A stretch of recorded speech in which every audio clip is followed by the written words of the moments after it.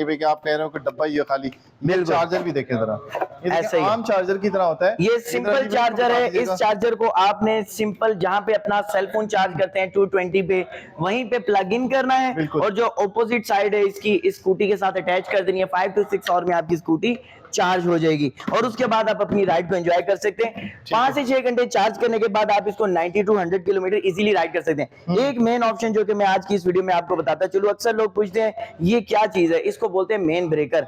अगर आप इसको ऑफ कर देंगे आपकी स्कूटी बिल्कुल डिस्कनेक्ट हो जाएगी और आप इसको ऑफ करने के बाद इसको लॉक कर सकते हैं। इसके बाद इसको कोई यूज नहीं कर पाएगा अनटिल अनलेस जब तक इसका मेन ब्रेकर ऑन नहीं कर लिया जाता। और ये बाकायदा जो है वो जी। सिक्योरिटी स्विच के साथ आप लॉक हो जाती है। हैंडल लॉक करने के वाले से भी मैं आपको बताता चलूं फ्रेंड्स, तो हैंडल लॉक करने के लिए आपने इस की को जस्ट इंसर्ट करना है, पुश करके जब आप लेफ्ट साइड पे रोटेट करेंगे तो आपकी स्कूटी का हैंडल लॉक हो जाएगा। इस तरह से आप अपनी स्कूटीज का हैंडल लॉक और अनलॉक भी इजीली कर सकते हैं। अब बात कर लेते हैं इसकी फ्रंट एलिवेशन की। फ्रंट पे जो इसकी ग्लैमरस लुक इसमें आपको मिल जाती है, बहुत ही एरोडायनामिक शेप है इसकी, जहां पे आपको 3 लेंस प्रोजेक्टर लाइट्स मिलते हैं।